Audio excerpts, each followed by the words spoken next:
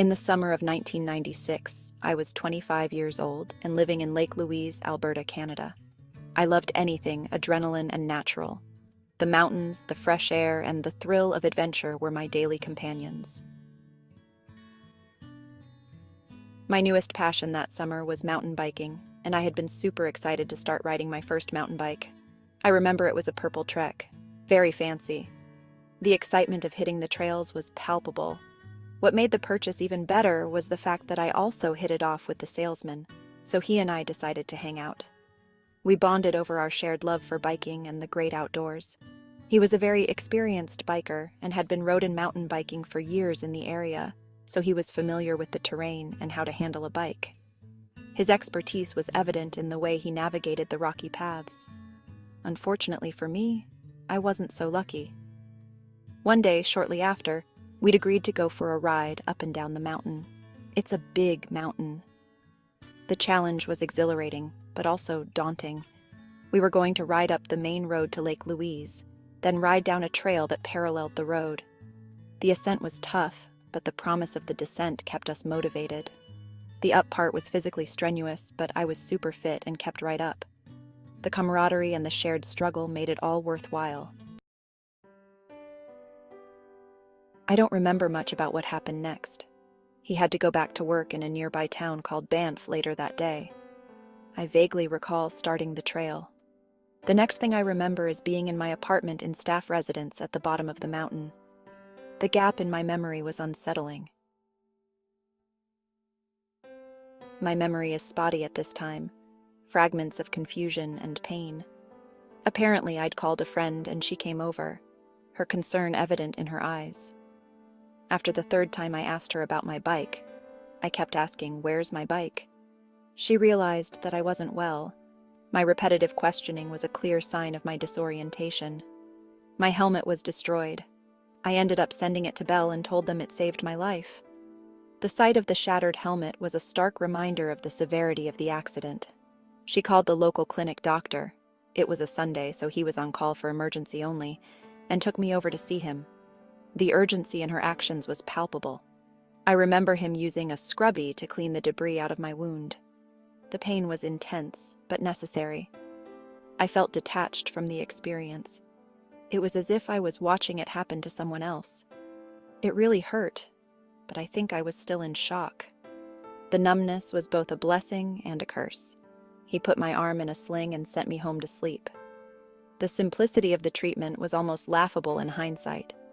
Looking back now, I should have been sent by ambulance to the hospital in Banff, but that's hindsight. The realization of what could have been done differently was a bitter pill to swallow. The next hours and days are a blur. The fog of memory loss was thick and impenetrable. I took some time off work and really just laid around my room, nursing my wounds and trying to heal. The solitude was both healing and isolating. I did go back and explore the trail a few times to see if anything would come back to me about what happened. Nothing ever did. The mystery of that day remained unsolved. What I think happened was I was going really fast downhill. It's quite a steep decline. And there were occasional water bars across the trail to prevent water erosion. The speed and the obstacles were a dangerous combination. I think I miscalculated and my tire hit a water bar. The impact was sudden and jarring. I went over the front handlebars at top speed and went headfirst into a big rock. But that's just speculation. The exact details elude me. I don't know, and I've come to terms with the fact that I will never know. As I mentioned, the acceptance of the unknown was a hard-won piece.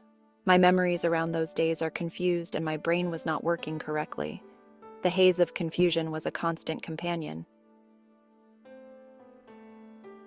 A bit of backstory. My mother had been diagnosed with breast cancer around this time. She was only 49, soon to turn 50, and it was a big shock to the family. Mom and Dad were living in Eastern Canada at the time, so I was separated from them by several time zones. It was the first time in my life that I had a glimpse of mortality, and my perspective about death was more tangible. The distance and the diagnosis brought a new depth to my understanding of life and death.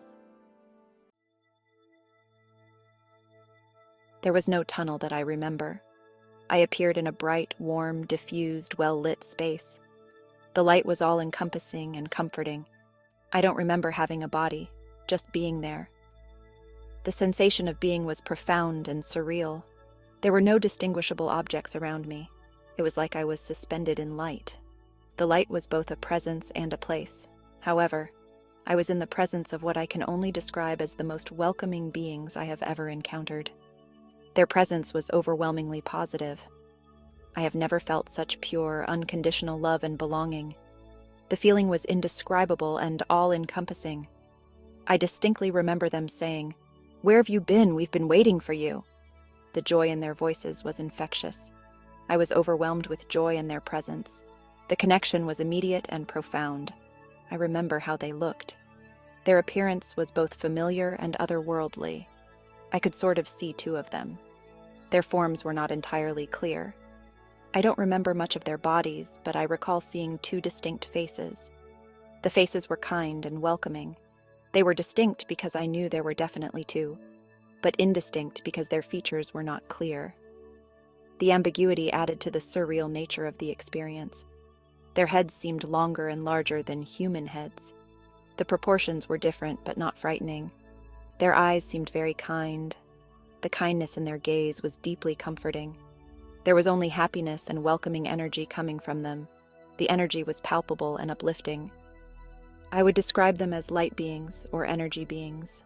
Their essence was light and energy, pure and radiant. One of the beings was thrilled to help, and I felt a message of "wait here." The anticipation was almost tangible. Now the memories are clear. The clarity of the moment was striking. I tracked the being moving, and they moved toward and into the brightest, most beautiful light I have ever seen. The light was mesmerizing and divine. If God is something, that was it. Pure, pure, pure, pure, unconditional love. The purity of the light was beyond anything earthly. It is beyond anything I could ever describe or put into words or feel here on earth. The experience was transcendental and ineffable. I could not look directly at the light, and I wasn't able to go into the light. But they could and did. The light was too intense for me to bear. I had to shield my face and self when I followed their movement because the light was too much for me. The intensity was overwhelming. I couldn't look directly at it. The brilliance was beyond my capacity to endure. I don't remember leaving the light. I don't have a return story. I don't recall saying goodbye to the creatures of light or coming back into my body. I don't even remember when I had the memory of this experience. It's like it appeared sometime in the weeks that followed my accident. The return to reality was as mysterious as the experience itself. My mother had stage 3 cancer. She went through all the treatments and has been cancer-free since. She is 77 now. In fact, she takes no medication at all. Who knows? Maybe the ball of light did help in the end. I am grateful for the experience. And if that's what is on the other side of being alive, we are in for an amazing treat. This story was shared by Valerie S. and happened in 1996.